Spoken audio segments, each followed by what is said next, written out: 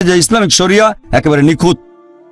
আইন প্রয়োগ করব ফলাফলের জন্য, শুধুমাত্র বইয়ে লেখার জন্য না। মানুষ এখানে তর্ক করে আর ভাবে যদি এই আইন প্রয়োগ করেন, দেখছেন কত মানুষ চুরি ডাকাতি করছে, আমেরিকায় হাজার হাজার মানুষ চুরি ডাকাতি করে, তাহলে কি আপনি হাজার হাজার মানুষেরই হাত কাটবেন? শরিয়া প্রয়োগ করলে বদলাবে না মাত্র কয়েকজন, আর বাকি সবাই আল্লাহ চাইলে কখনো চুরি করবে না।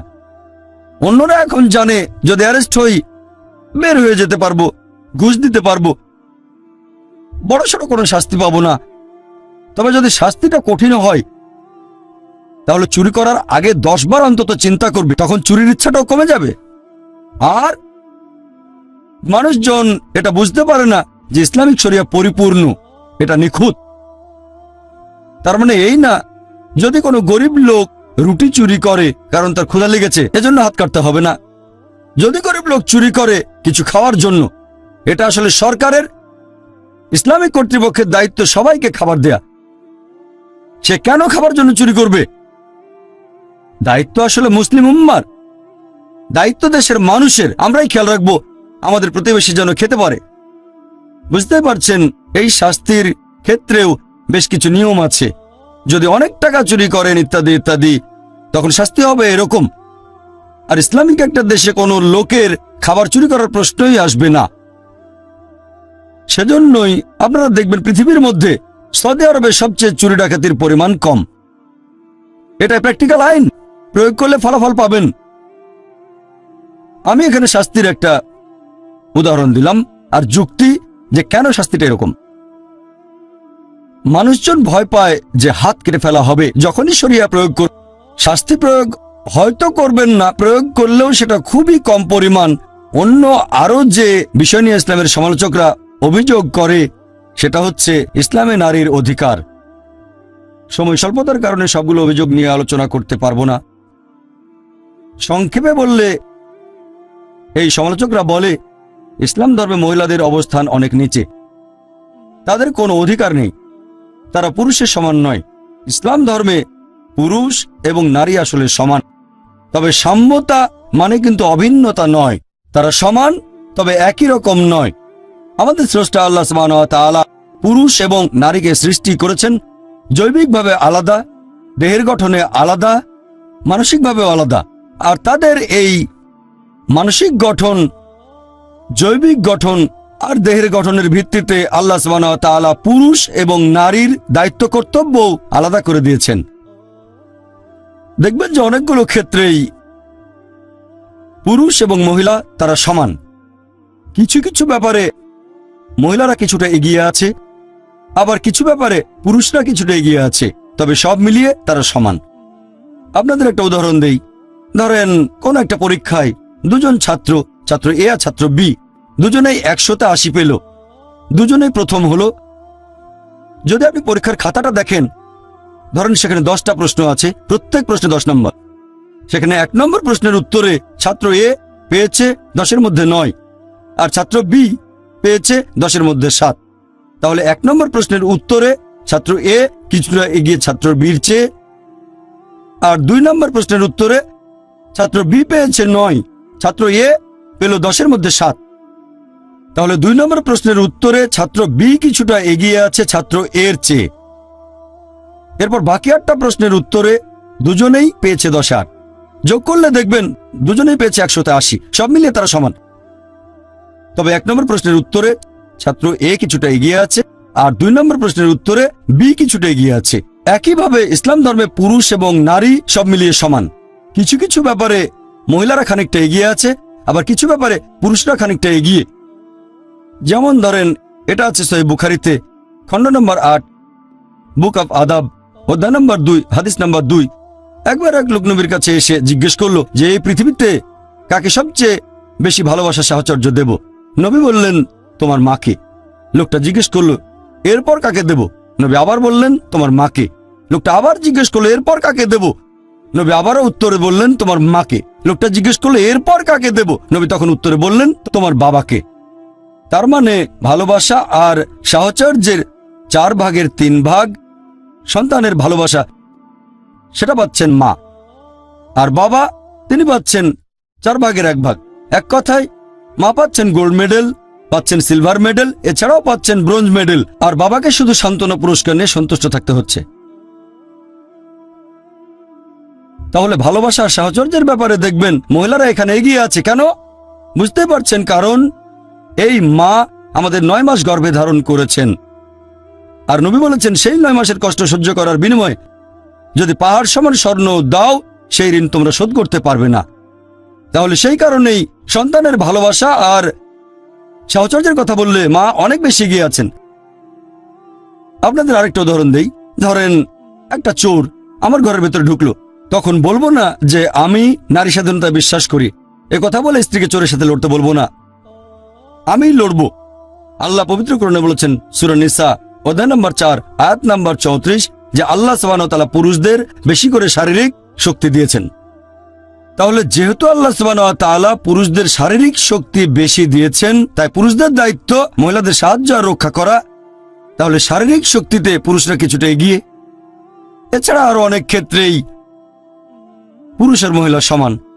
আমি এখানে সংক্ষেপে ইসলামের সমালোচকদের অভিযোগের উত্তর দিলাম যে নারীর অধিকারের বিষয়ে ইসলামের আইন মোটেও বর্বরচিত নয়।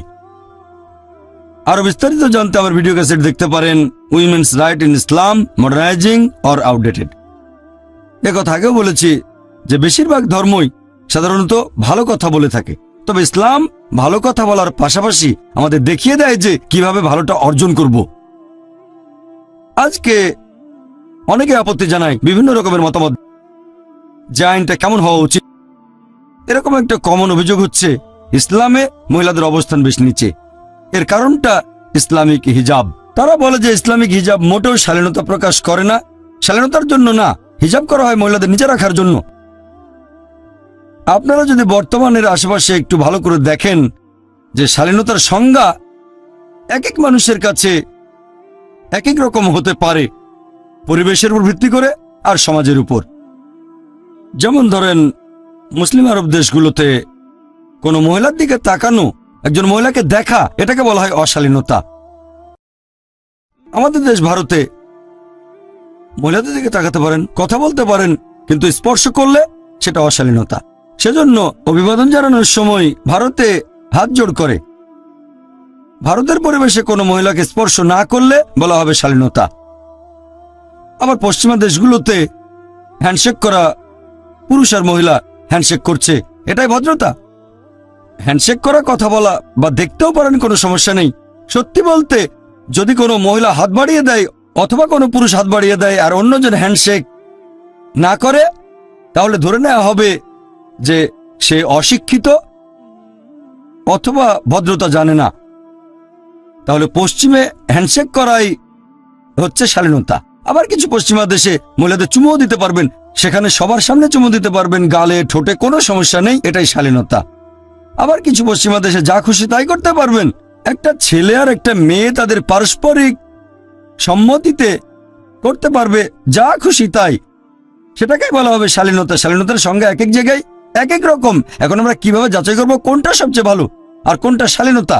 যেমন ধরেন আপনি আমেরিকায় গেলেন বা পশ্চিমা কোনো দেশে, সেখানে কোনো একটা যুবতী হয়তো পরেছে মিনি স্কার্ট বা শর্টস, সেখানে এটাই শালীনতা। সেই মহিলা যদি ভারতে আসে অথবা ভারতে কোনো মেয়ে যদি, যেমন ধরেন মাদ্রাজে মিনি স্কার্ট বা শর্টস পরলো, তাকে তখন বলা হবে অশালীন। ঠিক না ভুল? হ্যাঁ কি না? আমি কয়েক বছর আগে আমেরিকায় গিয়েছিলাম। একজন আমেরিকান আমাকে বলল যে ভারতীয় মহিলারা খুবই অভদ্র, অশালীন। আমি তো অবাক যে ভারতীয় মহিলারা অশালীন কিভাবে হয়। সে তখন বলল যে ভারতীয় মহিলারা পোশাক পরে শাড়ি আর বের করে রাখে পেট। তাহলে আমেরিকানদের কাছে পেট বের করে রাখাটা অশালীনতা। আমি ভাবলাম লোকটার কথার পেছনে ভালো যুক্তি আছে। তার কাছে শালীনতা মানে আমাদের পেট ঢাকতে হবে। এখন আমরা ভারতীয়রা মনে করি যে শালীনতা বজায় রাখি, কিন্তু পশ্চিমাদের কাছে পেট বের করে রাখাটা অশালীনতা। তাহলে কে ঠিক করবে যে কোনটা শালীনতা কোনটা অশালীনতা? সবচেয়ে ভালো যিনি বলতে পারবেন তিনি আমাদের স্রষ্টা আল্লাহ সুবহানাহু ওয়া তাআলা, সর্বশক্তিমান ঈশ্বর।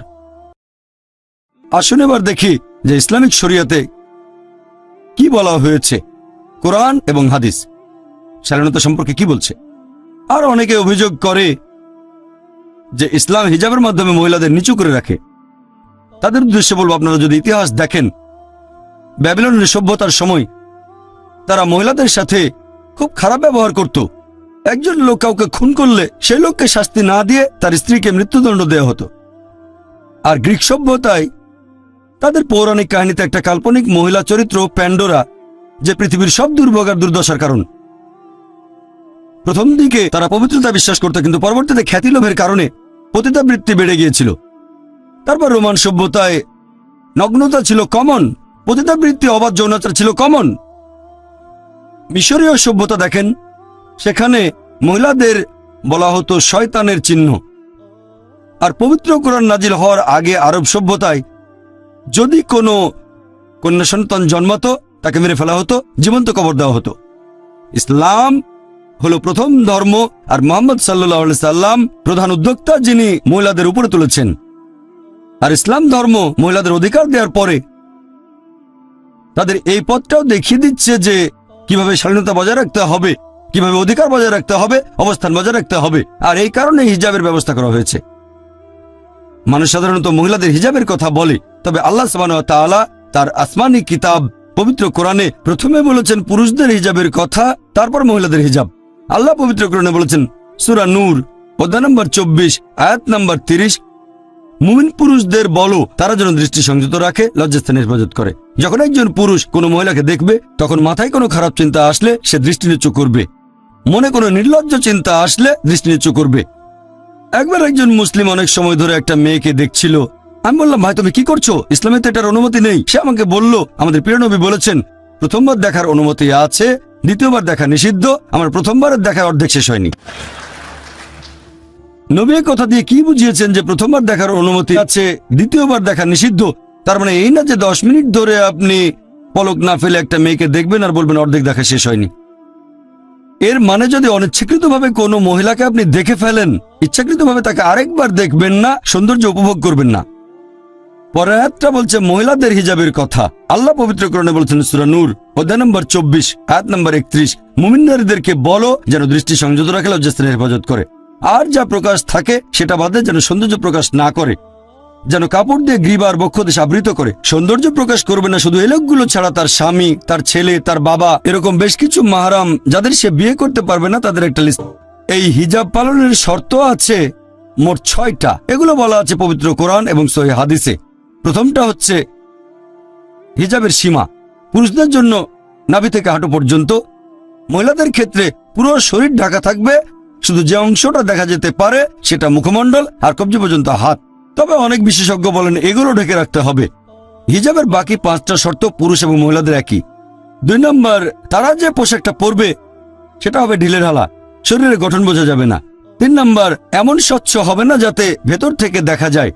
4 নম্বর, পোশাক এমন আকর্ষণীয় হবে না যাতে বিপরীত লিঙ্গ আকৃষ্ট হয়। 5 নম্বর, পোশাকটা বিপরীত লিঙ্গের পোশাকের মতো হবে না। আর 6 নম্বর, পোশাকের মধ্যে অবিশ্বাসীদের কোনো চিহ্ন থাকতে পারবে না। এই হলো হিজাব পালনের 6টা শর্ত। আর আল্লাহ পবিত্র কোরআনে বলেছেন সূরা আহজাব অধ্যায় নম্বর 33 আয়াত নম্বর 59 যে হে নবী, তোমার স্ত্রীগণকে বলো, তোমার কন্যাদের এবং মুমিন নারীদের, তারা যখন বাইরে যাবে তখন যেন চাদর পরে, এতে করে তাদের সহজেই চেনা যাবে আর এতে করে তাদের উত্ত্যক্ত করা হবে না। কোরআন বলছে মহিলাদের হিজাবের ব্যবস্থা করা হয়েছে যাতে করে তাদের উত্ত্যক্ত করা না হয়। ধরেন দুজন যমজ বোন, দুজনেই খুব সুন্দরী, সমান সুন্দরী। আর ধরেন মাদ্রাজের রাস্তায় হেঁটে বেড়াচ্ছে। 2 বোনের মধ্যে একজন পরেছে ইসলামিক পোশাক, পুরো শরীর ঢাকা, শুধু মুখমণ্ডল আর হাতের কবজি পর্যন্ত হাত বাঁধে। আর অন্যজন পরেছে পশ্চিমা পোশাক, মিনি স্কার্ট বা শর্টস। আর ধরেন রাস্তার পাশেই দাঁড়িয়ে আছে একটা বখাটে ছেলে, শিকারের জন্য অপেক্ষা, মেয়েদের উত্ত্যক্ত করবে। আমি আপনাদের প্রশ্ন করছি, সে কোন মেয়েটাকে উত্ত্যক্ত করবে? ইসলামিক হিজাব পরা মেয়েটাকে, নাকি সেই মেয়েকে যে পরেছে পশ্চিমা পোশাক, মিনি স্কার্ট বা শর্টস? কাকে উত্ত্যক্ত করবে? আপনারাও জানেন সেই মেয়েটাকে যে পরেছে মিনি স্কার্ট বা শর্টস। তাহলে কোরআন ঠিকই বলেছে যে মহিলাদের জন্য হিজাবের ব্যবস্থা করা হয়েছে যাতে করে তাদের উত্ত্যক্ত করা না হয়। আর তারপরেও যদি একজন পুরুষ কোনো মহিলাকে ধর্ষণ করে, ইসলামিক শরিয়া বলছে তাকে মৃত্যুদণ্ড দেয়া হবে, তখন মানুষ হয়তো বলবে মৃত্যুদণ্ড? এই বিজ্ঞান আর প্রযুক্তির যুগে ইসলাম একটা বর্বর ধর্ম, এটা একটা নিষ্ঠুর ধর্ম, খুবই নির্দয় জীবন ব্যবস্থা। তখন আমি একটা প্রশ্ন করি, আর এই প্রশ্নটা এই পর্যন্ত অনেক অমুসলিমকে আমি করেছি, যে ধরেন আল্লাহ না করুক কেউ আপনার মাকে ধর্ষণ করলো, আর আপনি সেখানে বিচারক, সেই ধর্ষককে আপনার সামনে নিয়ে আসা হলো, তখন তাকে কি শাস্তি দেবেন? বিশ্বাস করেন 100% অমুসলিম উত্তরে বলেছে আমি তাকে মৃত্যুদণ্ড দেব। তাহলে কেন এই দুমুখ নীতি? কেউ আপনার মাকে ধর্ষণ করলে তাকে দেবেন মৃত্যুদণ্ড, আর অন্য কাউকে ধর্ষণ করলে আপনি বলবেন যে ইসলাম একটা বর্বর ধর্ম। কেউ আপনার মাকে ধর্ষণ করলে তাকে দেবেন মৃত্যুদণ্ড, আর অন্য কারো মা ধর্ষিত হলে তখন আপনিই বলবেন যে মৃত্যুদণ্ড আসলে একটা বর্বরতা। কেন এই দুমুখ নীতি? মাত্র একজন লোক একটু অন্যরকম বলেছিল, স্মার্ট একজন আমেরিকান, প্রশ্নোত্তর পর্বে লোকটা আমার সাথে কথা বলেছিল। সে বলেছিল যে ভাই জাকির, কেউ আমার মাকে ধর্ষণ করলে আমি তাকে মৃত্যুদণ্ড দেব না, আমি তাকে 5 বছরের জন্য কারাদণ্ড দেব, একেবারে সশ্রম কারাদণ্ড। ভালো, আপনি কি জানেন যে আমেরিকার পরিসংখ্যান অনুযায়ী যেসব লোক ধর্ষণের দায়ে শাস্তি ভোগ করে, জেল থেকে বের হয়েই এর মধ্যে 95%-এর বেশি লোক আবার ধর্ষণ করে? যদি চান আপনার মা আবার ধর্ষিত হবে সেটা আপনার ব্যাপার, মুসলিমরা চায় না আমাদের মা আবার ধর্ষিত হোক। সে বলল এরকম হলে তাকে প্রথমবারই মৃত্যুদণ্ড দেব। আর আপনারা দেখবেন যে আমেরিকা পৃথিবীর সবচেয়ে উন্নত দেশগুলোর মধ্যে একটা। এটা কি জানেন যে FBI এর একটা পরিসংখ্যান অনুযায়ী শুধুমাত্র 1990 সালে 1,02,555টা ধর্ষণের অভিযোগ রিপোর্ট করা হয়েছে। এক বছরে 1,02,555টা ধর্ষণের রিপোর্ট। আর FBI বলছে মাত্র 16% ধর্ষণের ঘটনা রিপোর্ট করা হয়। যদি জানতে চান আসলে কতজন ধর্ষিত হয়েছে, তাহলে 6.25 দিয়ে গুণ করেন, আপনারা দেখতে পাবেন যে 6,40,968টা ধর্ষণের ঘটনা ঘটেছে 1990 সালে শুধুমাত্র আমেরিকায়। যদি এই সংখ্যাটাকে 365 দিয়ে ভাগ করেন, তাহলে দেখবেন যে প্রতিদিন 1,756 জন ধর্ষিত হয়েছে আমেরিকায়। FBI এর রিপোর্ট অনুযায়ী 1990 সালে প্রতিদিন 1,756 জন।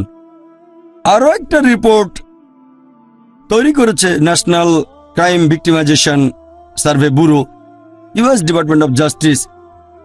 সেখানে বলা হয়েছে যে 1996 সালের প্রত্যেক দিন গড়পড়তায় 2,713টা ধর্ষণের ঘটনা ঘটেছে। 2,713, তার মানে প্রতি 32 সেকেন্ডে একটা ধর্ষণের ঘটনা ঘটেছে আমেরিকায় 1996 সালে। আমরা এই অডিটোরিয়ামে প্রায় 1.5 ঘন্টা পার করে ফেলেছি। অলরেডি এর মধ্যে আমেরিকায় কয়েকশো ধর্ষণের ঘটনা ঘটেছে যতক্ষণ আমরা এখানে আছি। আমি আপনাদের প্রশ্ন করি, যদি আমেরিকায় ইসলামিক শরিয়া প্রয়োগ করা হয়, যখন একজন পুরুষ কোনো মহিলাকে দেখবে, তার মাথায় কোনো খারাপ চিন্তা আসলে সে দৃষ্টি নিচু করবে। এছাড়াও মহিলারা ইসলামিক হিজাব পরবে, পুরো শরীর ঢাকা, শুধু মুখমণ্ডল আর হাতের কবজি বাঁধে। আর তারপরে একজন পুরুষ কোনো মহিলাকে ধর্ষণ করলে তাকে মৃত্যুদণ্ড দেয়া হবে, ধর্ষণের শাস্তি মৃত্যুদণ্ড। আমি আপনাদের প্রশ্ন করছি, এখন আমেরিকায় ধর্ষণের যে হার সেটা কি বেড়ে যাবে, একই রকম থাকবে নাকি কমে যাবে? অবশ্যই কমে যাবে, এটা প্র্যাকটিক্যাল আইন। আপনি শরিয়া প্রয়োগ করলে নিশ্চয়ই ফল পাবেন। সেজন্য আমি বলি যে ইসলাম ভালো কথা বলার পাশাপাশি সব ধর্মে বলে উত্ত্যক্ত করা উচিত না, ধর্ষণ করা উচিত না, তবে ইসলাম দেখিয়ে দেয় এটা কিভাবে অর্জন করব, যেখানে মহিলাদের উত্ত্যক্ত বা ধর্ষণ করা হবে না।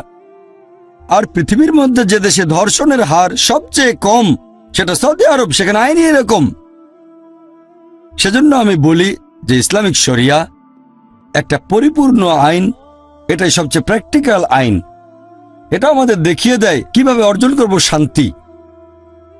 এই আইনটা তাদের কাছে বর্বর বলে মনে হবে যারা জানে না যে পৃথিবীতে এখন কোন মাত্রায় অপরাধ ঘটছে। আইন হলো একটা নিয়ম, যেখানে আপনি ফল পাবেন, যেখানে আপনি শান্তি পাবেন। ইসলামের অনেক সমালোচক বলে যে ইসলামিক শরিয়া এটা একটা বর্বর আইন, এটা পুরুষদের একাধিক স্ত্রী রাখার অনুমতি দেয়। সত্যি বলতে আপনারা কোরআন পড়লে দেখবেন, কোরআন এটা হলো পৃথিবীর মধ্যে একমাত্র ধর্মগ্রন্থ যেটা বলছে মাত্র একটা বিয়ে করো। পৃথিবীর বুকে পবিত্র কোরআন বাদে আর কোনো ধর্মগ্রন্থ এরকম বলছে না যে মাত্র একটা বিয়ে করো। যদি আপনি বাইবেল পড়েন, ভগবদ্গীতা পড়েন, মহাভারত পড়েন, রামায়ণ পড়েন, বেদ পড়েন, পবিত্র কোরআন ছাড়া আর কোনো ধর্মগ্রন্থ এরকম বলছে না যে মাত্র একটা বিয়ে করো। হিন্দু ধর্মগ্রন্থ পড়লে দেখবেন, যেমন ধরেন রামায়ণ, সেখানে শ্রী রামচন্দ্রের বাবা নাম ছিল দশরথ, তার একাধিক স্ত্রী ছিল। এরপর যদি পড়েন বিষ্ণু সূত্র, সেখানে বলা হয়েছে 24 নম্বর অধ্যায় অনুচ্ছেদ 1, একজন ব্রাহ্মণের 4 জন স্ত্রী থাকতে পারে। আর মহাভারত পড়লে দেখবেন কৃষ্ণের কতজন স্ত্রী ছিল? 4, 10, 1000, 10,000, তার ছিল 16,108 জন স্ত্রী। কৃষ্ণের যদি 16,108 জন স্ত্রী থাকতে পারে, তাহলে আমাদের 4 জন থাকলে সমস্যা কি? এরপর যদি ইহুদি ধর্মগ্রন্থ পড়েন, যেমন ধরেন ওল্ড টেস্টামেন্ট, সুলাইমানের ছিল 700 জন স্ত্রী, বাইবেলে কথা বলছে। আর ওল্ড টেস্টামেন্টের কথা অনুযায়ী ইব্রাহিমের ছিল 3 জন স্ত্রী। ইহুদি ধর্ম অনুযায়ী পুরুষরা যত খুশি বিয়ে করতে পারে, তবে পরবর্তীতে 10ম আর 11শ শতাব্দীতে রাবাই গারশাম বেন জুদা একটা আইন পাশ করেন যে ইহুদিরা মাত্র একটা বিয়ে করবে। তবে এই 1950 সালের দিকেও দেখা যেত যে মুসলিম দেশগুলোতে যেসব ইহুদি থাকতো, তার মানে যারা সেফরাডিক, তারা একাধিক মহিলাকে বিয়ে করত। এরপর দেখেন খ্রিস্টান ধর্মগ্রন্থ বাইবেলে কোথাও বলা হয়নি মাত্র একটা বিয়ে করো। খ্রিস্টান পুরুষরা যত খুশি বিয়ে করতে পারে, তবে পরবর্তীতে চার্চ এ ব্যাপারে নিয়ম করে দেয় যে খ্রিস্টানরা মাত্র একটা বিয়ে করবে। এমনকি ভারতেও কোনো হিন্দু ধর্মগ্রন্থ বলছে না যে মাত্র একটা বিয়ে করো। পরবর্তীতে ভারত সরকারের আইন, ইন্ডিয়ান পেনাল কোড, একটা আইন পাশ করে 1954 সালে, Hindu marriage special act. Hindu marriage special act বলছে যে মাত্র একটা বিয়ে করবে হিন্দুরা। হিন্দু ধর্মগ্রন্থ পুরুষদের অনুমতি দিয়েছে যত খুশি বিয়ে করতে পারবে। খ্রিস্টান আর ইহুদি ধর্ম বলছে যত খুশি বিয়ে করতে পারেন, 4টা, 10টা, 100, 1000, 10,000, যত খুশি বিয়ে করতে পারেন। একবার একটা রিপোর্ট প্রকাশ করা হয়েছিল, সেখানে বলা হয়েছিল ইসলাম ধর্মে মহিলাদের অবস্থান। 1975 সালে প্রকাশিত সেই রিপোর্টের 66 ও 67 নম্বর পৃষ্ঠায় বলা হয়েছে যে 10 বছর সময়ের মধ্যে 1951 থেকে 1961 সাল পর্যন্ত ভারতের মুসলিমদের মধ্যে 4.31% পুরুষ একাধিক বিয়ে করেছে, মানে তাদের একাধিক স্ত্রী আছে। আর হিন্দুদের মধ্যে এই পার্সেন্টেজ ছিল 5.06। তাহলে পরিসংখ্যান অনুযায়ী হিন্দুদের মধ্যে বহুবিবাহের হার মুসলিমদের তুলনায় বেশি। আসুন এবার দেখি পবিত্র কোরআন কি বলছে। আল্লাহ পবিত্র কোরআনে বলেছেন সূরা নিসা অধ্যায় নম্বর 4 আয়াত নম্বর 3, তোমার পছন্দের নারীকে বিয়ে করো, 2, 3 বা 4 জনকে। যদি সুবিচার করতে না পারো তাহলে একজনকে বিয়ে করো। এভাবে মাত্র একটা বিয়ে করার কথা শুধু কোরআনেই বলা হয়েছে, অন্য কোনো ধর্মগ্রন্থে নয়। আপনি একাধিক বিয়ে করতে পারেন, সর্বোচ্চ 4 জন। যদি সুবিচার করতে পারেন, সুবিচার করতে না পারলে মাত্র একটা বিয়ে করেন। আর আল্লাহ কোরআনে বলেছেন সূরা নিসা অধ্যায় নম্বর 4 আয়াত নম্বর 129, স্ত্রীগণের সাথে সমান ব্যবহার করা খুব কঠিন, তবে কারো দিক থেকে পুরোপুরি মুখ ফিরিয়ে নিও না। অনেক মানুষ ভাবে ইসলামে 4টা বিয়ে করা বাধ্যতামূলক। আমার কয়েকজন বন্ধু আছে বোম্বেতে, যখন মেডিকেল কলেজে পড়তাম, এক বন্ধু আমাকে বলল মুসলিমদের 80%-এর বেশি লোকের 4 জন স্ত্রী। বললাম এটা কোথায় পেলে? আমি জানি। তখন বললাম তোমাকে চ্যালেঞ্জ করছি, ভারতে এরকম 10 জন লোক দেখাও যাদের 4 জন স্ত্রী, আমি তোমাকে 1 লক্ষ টাকা দেব। মাত্র 10 জন। এখন পর্যন্ত আমি কোনো ভারতীয় মুসলিম পুরুষকে দেখিনি যার 4 জন স্ত্রী। আমি জানি অনেক লোক আছে ভারতের বাইরে, যেমন আরব দেশগুলোতে, অনেকেরই 4 জন স্ত্রী। তবে ভারতীয় মুসলিমদের একটা ভুল ধারণা আছে যে প্রত্যেক মুসলিম 4টা বিয়ে করে। সত্যি বলতে 4টা বিয়ে করা ইসলামে ফরজ না, এটা বাধ্যতামূলক না, এটা হচ্ছে মুবাহ, মানে ঐচ্ছিক। একাধিক বিয়ে করতে চাইলে করতে পারেন, তবে বিয়ে করলে স্ত্রীদের সাথে সুবিচার করতে হবে। আসুন এবারে দেখি যে কোন যুক্তিতে আল্লাহ সুবহানাহু ওয়া তাআলা পুরুষদের অনুমতি দিয়েছেন যে তারা 4টা বিয়ে করতে পারবে। প্রাকৃতিকভাবে পুরুষ এবং মহিলা সমান অনুপাতে জন্মায়, তবে একেবারে ছোটবেলায় দেখা যায়, কোন শিশু বিশেষজ্ঞকে জিজ্ঞেস করলেই জানবেন, মেয়ে শিশুরা ছেলেদের চেয়ে ভালো করে রোগ জীবাণুর বিরুদ্ধে যুদ্ধ করতে পারে। তাই একেবারে ছোটবেলাতেই ছেলে শিশুরা মেয়েদের তুলনায় একটু বেশি হারে মারা যায়। তাহলে শিশু অবস্থাতে দেখা যায় ছেলেদের চেয়ে মেয়েদের সংখ্যা বেশি। তারপর সময় পার হয়, মানুষজন মারা যায় ধূমপানের কারণে, মদ পান করে, গাড়ি অ্যাক্সিডেন্টে, যুদ্ধের সময়। এখানে পুরুষরা মহিলাদের তুলনায় একটু বেশি মারা যায়। এখনকার পৃথিবীতে দেখবেন যে পুরুষের তুলনায় মহিলাদের সংখ্যা অনেক বেশি। তৃতীয় বিশ্বের কিছু দেশ অবশ্য ব্যতিক্রম, যেমন ভারত। আর যে কারণে ভারতে পুরুষের তুলনায় মহিলার সংখ্যা কম, তা হচ্ছে মেয়ে শিশু আর ভ্রূণ হত্যা। এরকম একটা পরিসংখ্যান হয়েছিল বিবিসিতে, অনুষ্ঠানের নাম অ্যাসাইনমেন্ট লেট হার ডাই।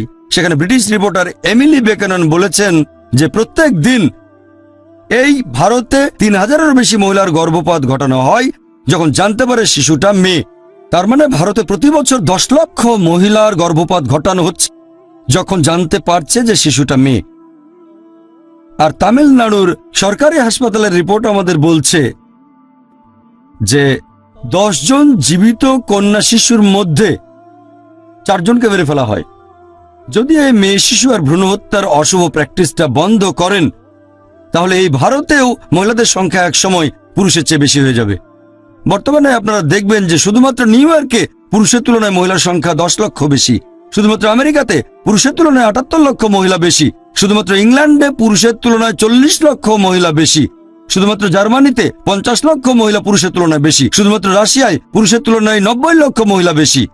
আর এটা শুধু আমাদের স্রষ্টা আল্লাহ সুবহানাহু ওয়া তাআলাই বলতে পারবেন যে পুরো পৃথিবীতে পুরুষের তুলনায় মহিলার সংখ্যা কত বেশি। যদি মেনেও নেই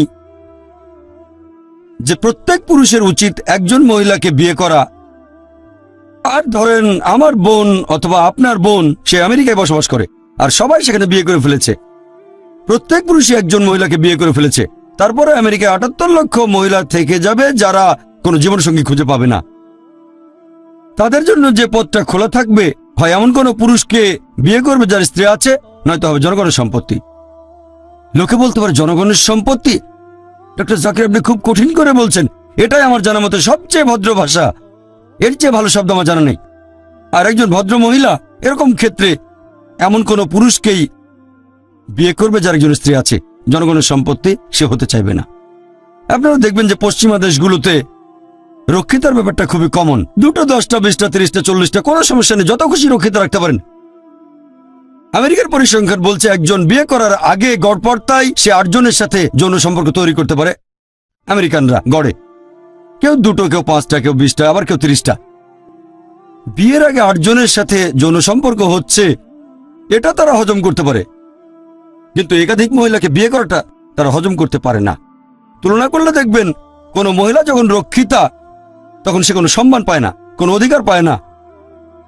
আর একজন মহিলা যদি কারো দ্বিতীয় স্ত্রীও হয়, আলহামদুলিল্লাহ, সে তখন অধিকার পায়, উপযুক্ত সম্মান পায়, নিরাপত্তা পায়।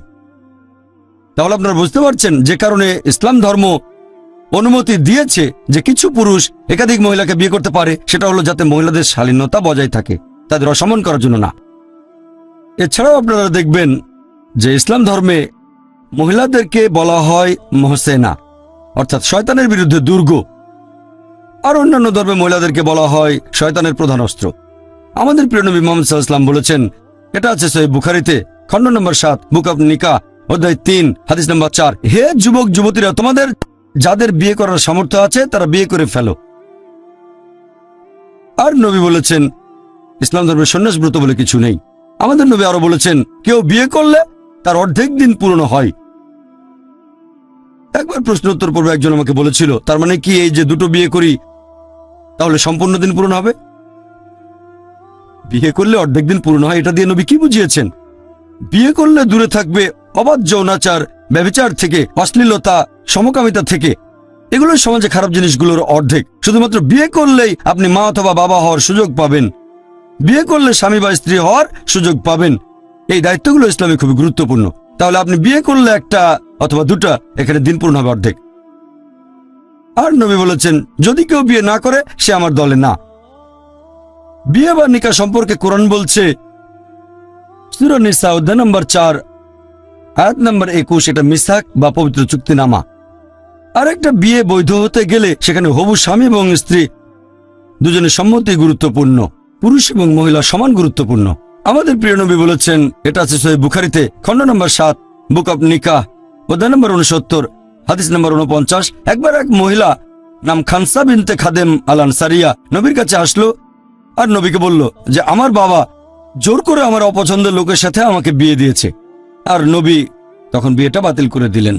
তাহলে ইসলাম অনুযায়ী বিয়েতে হবু স্বামী স্ত্রী দুজনেরই অনুমতি নেওয়া সমান গুরুত্বপূর্ণ। এছাড়াও ইসলাম ধর্মে একটা বিয়ে বৈধ হতে গেলে মোহর দেয়া বাধ্যতামূলক। আল্লাহ কোরআনে বলেছেন সূরা নিসা অধ্যায় 4 আয়াত 4, বিয়ের সময় তোমরা নারীদেরকে মোহর প্রদান করবে, তাহলে মোহর দেয়া বাধ্যতামূলক।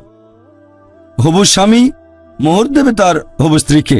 তবে ভারতের কালচারে ঠিক তার উল্টোটা, এখানে হবু স্ত্রী তার হবু স্বামীকে যৌতুক দেয়। এরকম প্রায় দেখা যায় আমাদের ভারতে। আর দুর্ভাগ্যজনকভাবে এই কালচারটা মুসলিমদের ভেতরেও চলে এসেছে। আর এভাবে লোকজন তাদের অবস্থান যাচাই করে তারপর যৌতুক দাবি করে। গ্র্যাজুয়েট হলে দাবি করে 1 লাখ টাকা, ইঞ্জিনিয়ার হলে 10 লাখ টাকা, আর ডাক্তার হলে বোধহয় 20 লাখ টাকা। ব্যাপারটা যেন কোরবানির হাটে গরু ছাগল বিক্রি হচ্ছে। ইসলাম ধর্মে সরাসরি বা ঘুরিয়ে ফিরিয়ে যৌতুক দাবি করাটা সম্পূর্ণ নিষিদ্ধ। আপনি এভাবে বলতে পারবেন না যে আমার ছেলে মার্সিডিজ গাড়ি চালাতে পছন্দ করে, তার মানে যৌতুক হিসেবে মার্সিডিজ বেঞ্চ দিতে হবে। আমার ছেলে 3 বেডরুমের অ্যাপার্টমেন্ট খুব পছন্দ করে, তার মানে যৌতুক হিসেবে 3 বেডরুমের অ্যাপার্টমেন্ট দিতে হবে। প্রত্যক্ষ বা পরোক্ষভাবে যৌতুক দাবি করা ইসলাম ধর্মে নিষিদ্ধ। মেয়ের বাবা মা যদি স্বেচ্ছায় কিছু দেয় তাহলে কোনো সমস্যা নেই, তবে প্রত্যক্ষ বা পরোক্ষভাবে যৌতুক দাবি করা নিষিদ্ধ। তার বদলে হবু স্বামী এখানে তার হবু স্ত্রীকে বিয়ের সময় মোহর দেবে। তাহলে এইভাবে আলহামদুলিল্লাহ ইসলাম মহিলাদের অধিকার নিশ্চিত করেছে। আল্লাহ পবিত্র কোরআনে বলেছেন সূরা নূর অধ্যায় নম্বর 24 আয়াত নম্বর 4 যে যদি কোনো লোক একজন মহিলার শালীনতা সম্পর্কে অভিযোগ করে, কেউ যদি বলে অমুক মহিলা ভালো না, অশালীন, আর সে যদি 4 জন সাক্ষী উপস্থিত করতে না পারে, তাদের প্রত্যেককে 80 বার চাবুক মারা হবে। তার মানে যদি কেউ কোনো মহিলার নামে অপবাদ দেয়, এটা আমাদের সমাজে কমন, আপনি অপবাদ দিতে পারেন কারো মাকে, কারো বাবাকে, মেয়েকে বা বোনকে, তাতে কিছু হবে না। তবে ইসলামিক শরিয়ায় কেউ যদি কোনো মহিলার শালীনতা নিয়ে অপবাদ দেয় আর 4 জন সাক্ষী আনতে না পারে, শাস্তি পাবে 80টা চাবুক। আবার ধরেন 4 জন সাক্ষী আনলো, যদি কেউ তার মিথ্যা সাক্ষ্য দিয়ে ধরা পড়ে তাহলে সবাইকে 80 চাবুক মারা হবে। অনেকে বলবে 80 চাবুক, এটা বর্বরতা। কোনো মহিলার শালীনতা নিয়ে অপবাদ দেওয়াটা কি বর্বরতা নয়? তাহলে বর্বরতা জিনিসটা আপেক্ষিক। ইসলামিক শরিয়ার আইন, আল্লাহ সুবহানাহু ওয়া তাআলার আইন মহিলাদের রক্ষা করে, তাদের অবস্থানকে উপরে ওঠায়। পশ্চিমা কালচার এরকম না, সেখানে তারা পশ্চিমা সভ্যতার নামে, নারী স্বাধীনতার নামে তাদের উপরে তুলেছে বলে দাবি করে, আসলে তাদের নিচে নামিয়েছে। তাদের বানিয়েছে উপপত্নী, রক্ষিতা আর ভোগের বস্তু। এগুলো তারা লুকিয়ে রাখে আর্ট কালচারের রঙিন পর্দার পেছনে। পশ্চিমা সমাজ নারী স্বাধীনতার কথা বললেও আসলে তাদের নিচে নামিয়েছে। দাবি করে মহিলাদের উপরে তুলেছে, কিন্তু তাদের আরো নিচে নামিয়েছে। আর্ট এবং কালচারের নাম করে বিক্রি করে নিজের মেয়েকে, বিক্রি করছে নিজের মাকে। এ ব্যাপারে আমি একটা উদাহরণ দিয়েছিলাম যে BMW গাড়ির একটা অ্যাড একবার শুনেছিলাম, এটা খুব বিখ্যাত অ্যাড। একটা মেয়ে বিকিনি পরে দাঁড়িয়েছে BMW গাড়ির সামনে, এটা খুবই দামি একটা গাড়ি, আর উপরে লেখা এখনই চালিয়ে পরীক্ষা করে দেখুন। কাকে? গাড়িটাকে না মেয়েটাকে? এটা তারা কি করছে? তারা তো উন্নতির কথা বলে, সভ্যতা, আসলে বিক্রি করছে নিজের মাকে, বিক্রি করছে নিজের মেয়েকে, বিক্রি করছে স্ত্রীকে। ইসলাম ধর্মে আমরা মহিলাদের নিরাপত্তা দিই, তাদের ভালোবাসি, তাদের শ্রদ্ধা করি, তাদের সম্মান করি, তাদের বিক্রি করতে চায় না।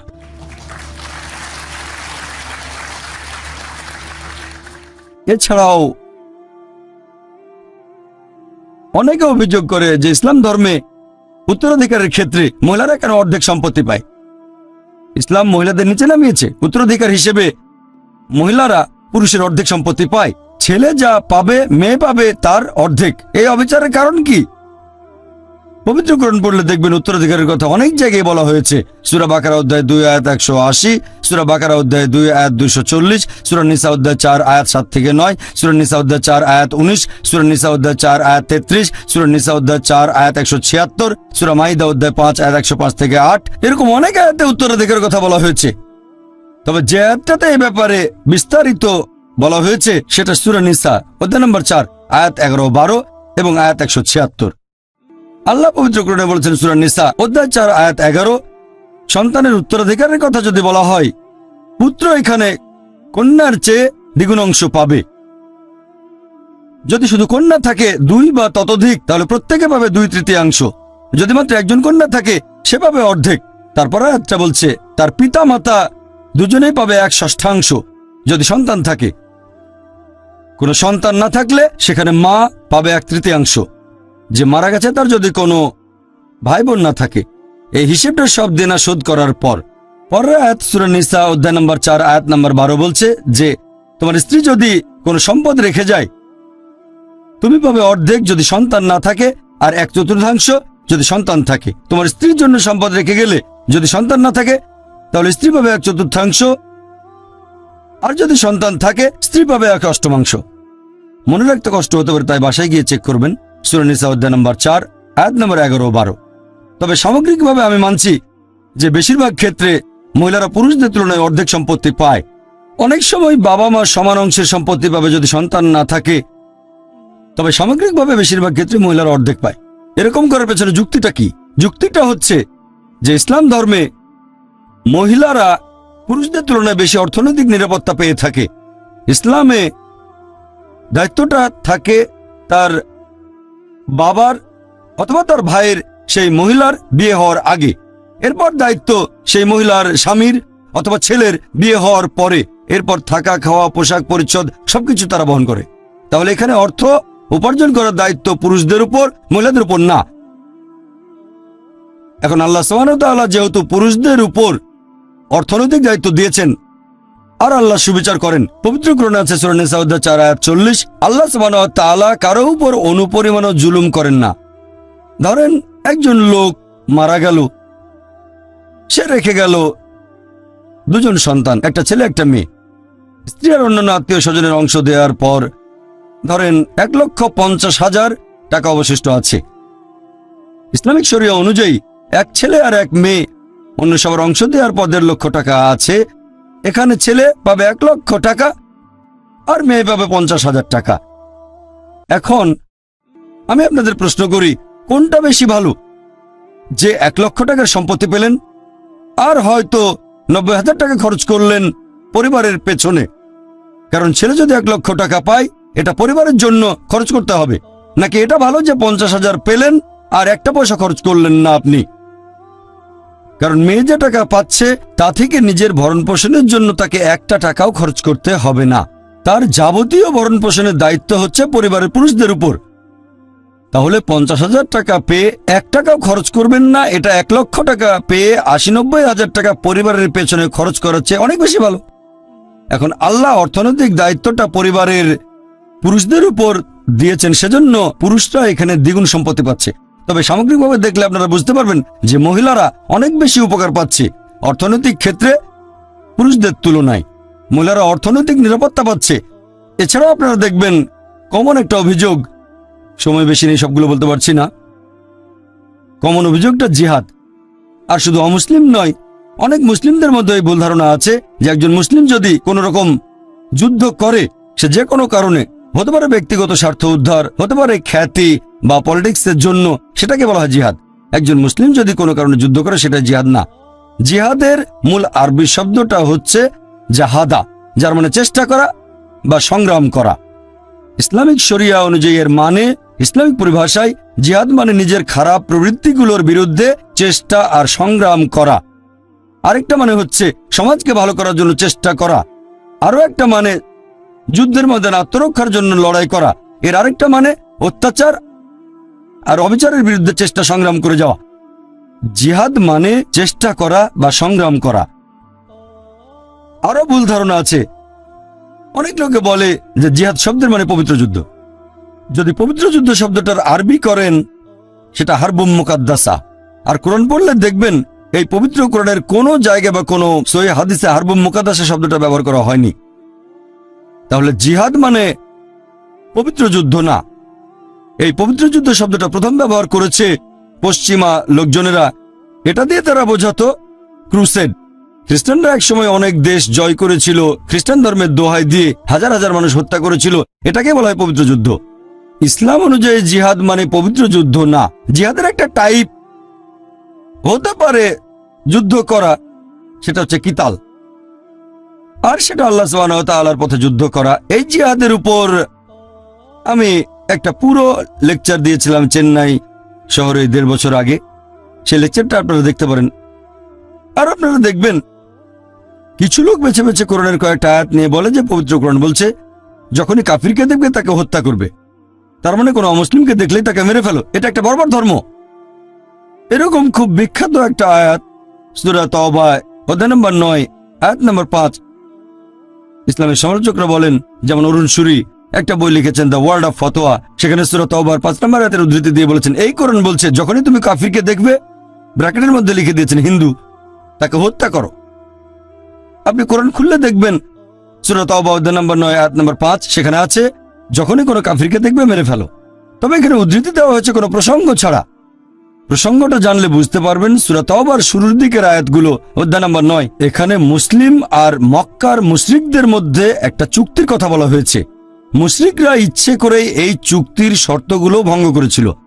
যখন আল্লাহ সুবহানাহু ওয়া তাআলা তাওবার 5 নম্বর আয়াত পর্যন্ত নাজিল করলেন, সেখানে তিনি মুশরিকদের উদ্দেশ্যে বললেন সব ঠিক করে ফেলো 4 মাসের ভেতরে, তা না হলে যুদ্ধ ঘোষণা করা হবে।